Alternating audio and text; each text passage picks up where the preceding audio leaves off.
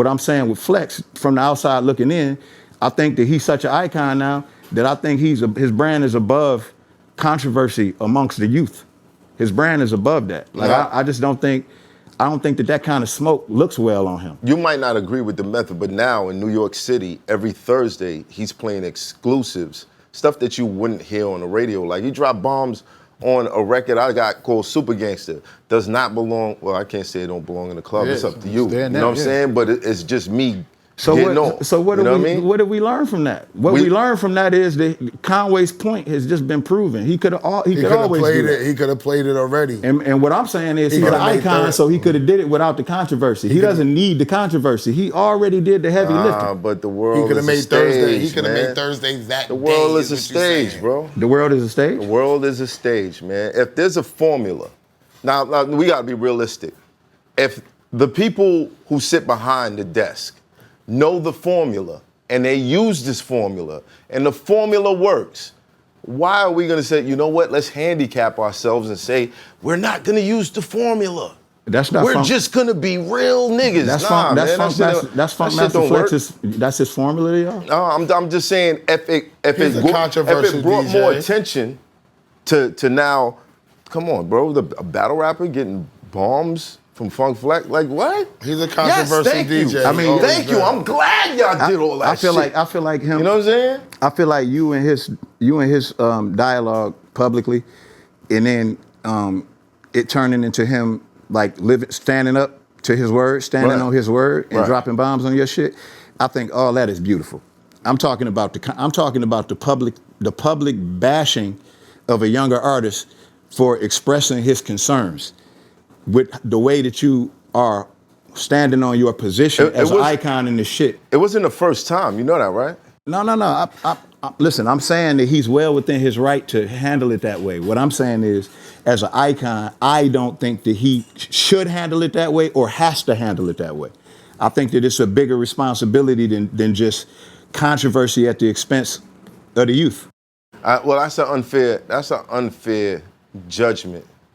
If seeing that you just went through something similar. Yeah. I mean, you can. But I'm not looking to be fair, bro. I'm just expressing what I see, and I'm talking about. We were having this whole conversation in context of the way that the things that we do and the decisions we make affect our culture. So what was Conway's responsibility in that situation? Yeah. I mean, Conway, the way that he handled it wasn't the greatest thing. You call it addressing concerns, and that shit he was calling for Flex's job. Yeah. So I feel like the way that the youth, I keep calling them the youth. I view him as the youth because he's young as it pertains to the business. He's just getting into the business. He's young in the business. Yeah, and then you go through things. You know what I'm saying? Like I don't think that he approached it right at all. But I think the way with somebody like Funk Flex, the conversation we were having is he's at a position and he's wise enough and been around long enough he should be able to see through that. And just reach out to him. And understand. It's just like when you got kids and there's different reasons why they act out. We were just talking about this in the car. You know what I mean? Like, you could be going through a divorce. Next thing you know, you having certain problems out of your kids. I have a son with autism. You know what I'm saying? Mm-hmm. Like I notice when I'm not around as much as I should be, like the way that he speaks to his mom, like he kind of uses her as like a punching bag sometimes. Sometimes it's like a cry out for attention. And a lot of times it's because their brains aren't developed, they're not evolved enough as humans to be able to articulate what's really wrong, what really the root of the problem is. And you really can only look to the parents to be able to kind of see that. Right. And like handle that in a way that kind of like promotes growth, and you basically looking at the bigger picture more so than you looking at, okay, he wrong, so I'm going to discipline him. Right. You know what I mean? Like, but that's in the absence of the matriarch, the boys always get out of line. Yeah. You know what I mean? I grew up without my father around, so I felt like when me and my mother had conversations, it was man speaking to woman. You dig what I'm saying? Of course, there was a reverence that you don't exceed her, but it wasn't the normal situation like a dad being around. We could have arguments. Yeah. And I'm a teenager. So everything that you did growing up, us looking at that in retrospect with everything that we've been through, we can understand everything that you did. We can understand it all. But do we look at that and do we justify that, or what's the real problem here? The real problem is, how do we figure out how to get the father back in that situation? That's the real problem. But in order for us to do that, we have to not only understand what the child is doing, but we have to start addressing the situation as it pertains to the child with that kind of understanding. That doesn't mean wiping out the consequences. No. It doesn't mean wiping out the consequences. Or the responsibility of how you act. It means understanding how to toe that line. Right. And understanding how to toe that line comes along with you understanding what your position is. No, totally. There's a lot of towing that line is tricky. That's called parenthood. If I own the car, it's my responsibility. It's my own. You throw a rock at my car, even if you didn't bust the window, you still in trouble for throwing the rock.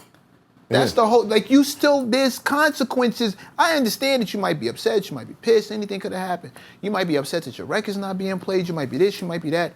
Anything could be happening. But when there are still consequences behind all of those actions that being a youth does not excuse. Now you're a man. You got to stand on what you did. Let me give y'all another scenario. Okay, when I was on work release, my assistant. Jesus Christ! Talk about consequences. My assistant, he was taking me back and forth from my house to work release, and it was a strict schedule. And you couldn't be late. If you were late, you go back to the county. Right. You know what I'm saying? So this man was at court when they sentenced me. He'd been by my side since day one. Right. You know what I'm saying? So without him, because I couldn't drive, and my wife was pregnant at the time, without him, I wouldn't be able to even get back and forth to work release. And he did countless things for me without even being paid. You know what I mean? Like, he was working with me and for me in good faith. In good faith that because he believed in me. When shit really blows up, this man is gonna put me on payroll. I'm here for the long haul. A feature came through him. And I've been in this situation so many times, I could smell it from a mile away. There was like $750 extra dollars that was unaccounted for, that I ended up finding out that he pocketed. Right. And I looked at that like, number one, he's not a liar and he's not a thief. That's why he did it so sloppy. And I could tell when he was telling me about it that he was something didn't seem right about it. So I ended up talking to the person myself and asking them, and they gave me a different number from what he gave me, which, the difference was like $750. So when I approached him about it, he still had the $750. And I just told him to give it back. Just give it back. Just give it back to me. I didn't fire him. I didn't fire on him. I didn't do anything to him. I still love him. I forgive him.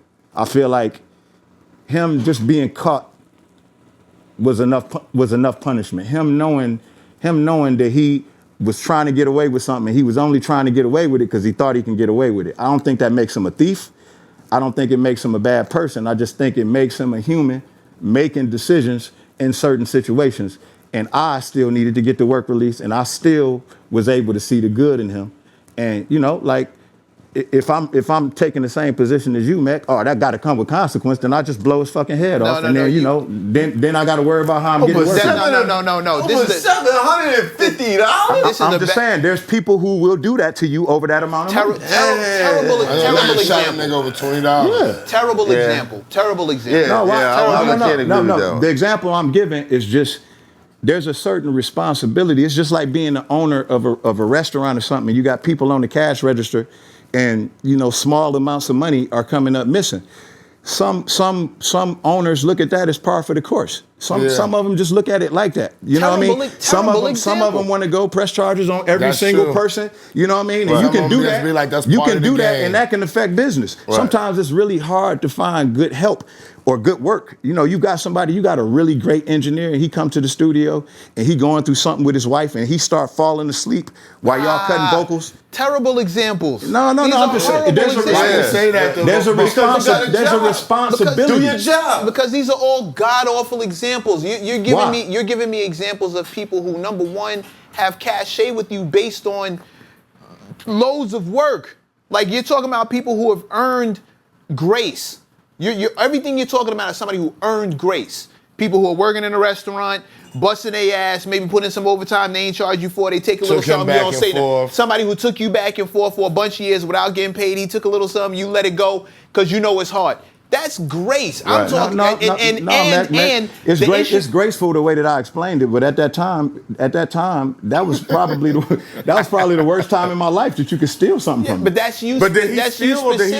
It sounded like Yes. he overcharged. No, he stole. No. He kept $750. Yeah. What I want to say about the mentorship, what y'all getting into, right? When it comes to music, we are comparing kids and rappers and stuff, right?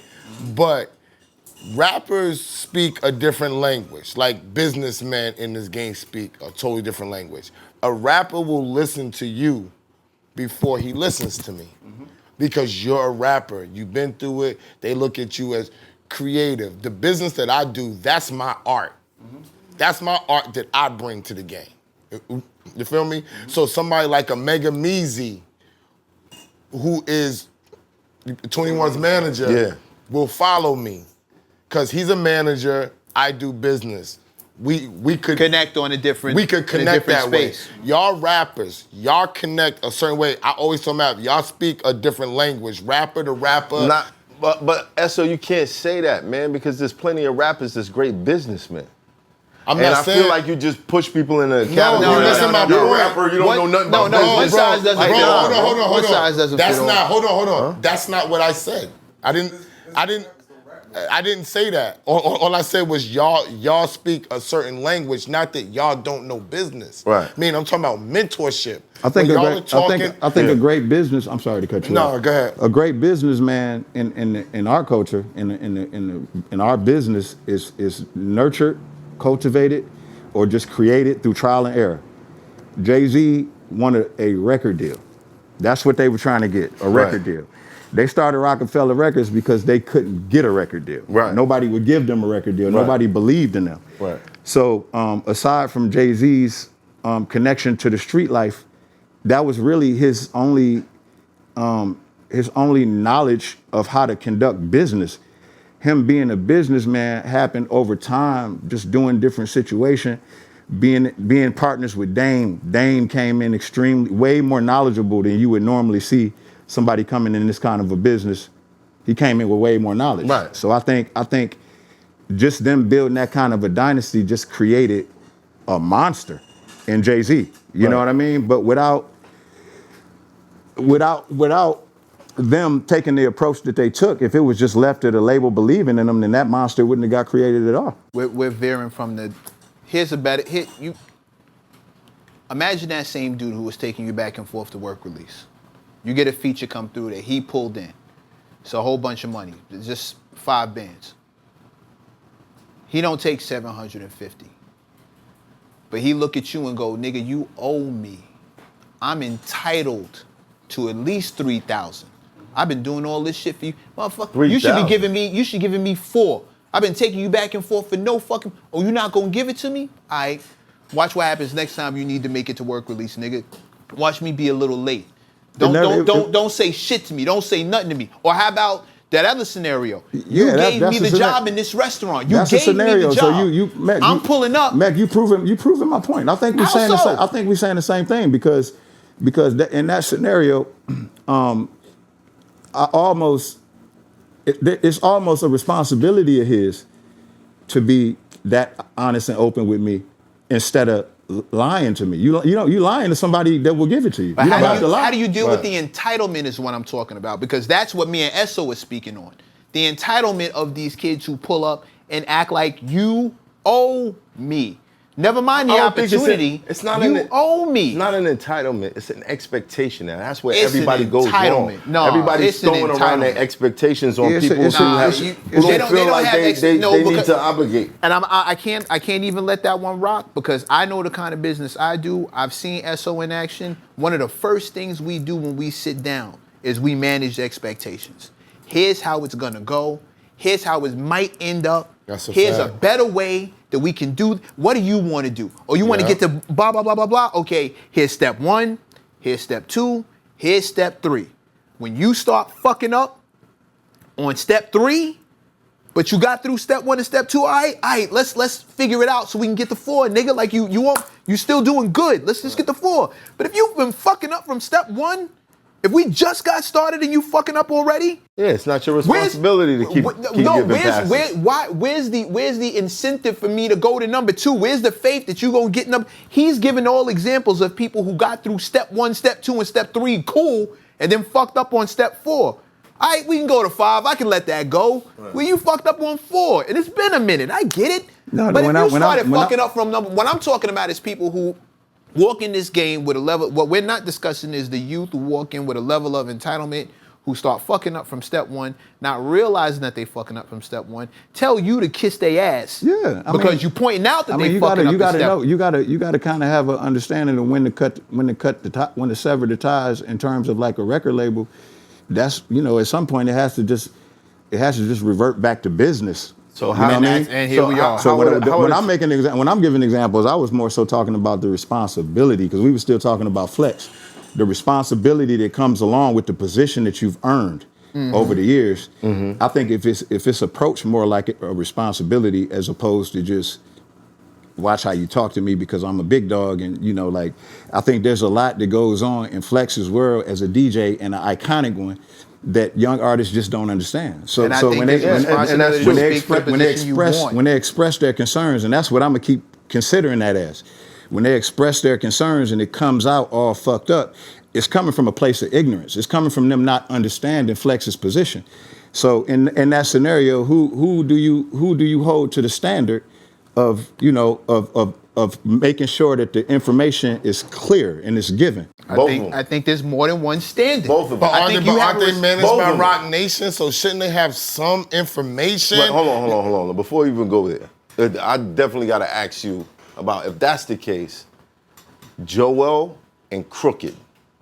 We're going to take a break, but I want to know your stance on that, if that's how you feel about that situation.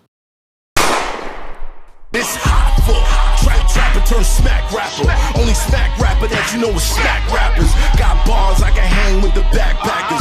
Trap star, I don't hang with the backpackers. I'm in the hood with the work, you heard. Making fiends leave earth, you heard. Got your baby mama thirst, you heard. Feel the flow, nigga, throw it in reverse. This the wave you need to surf, you heard.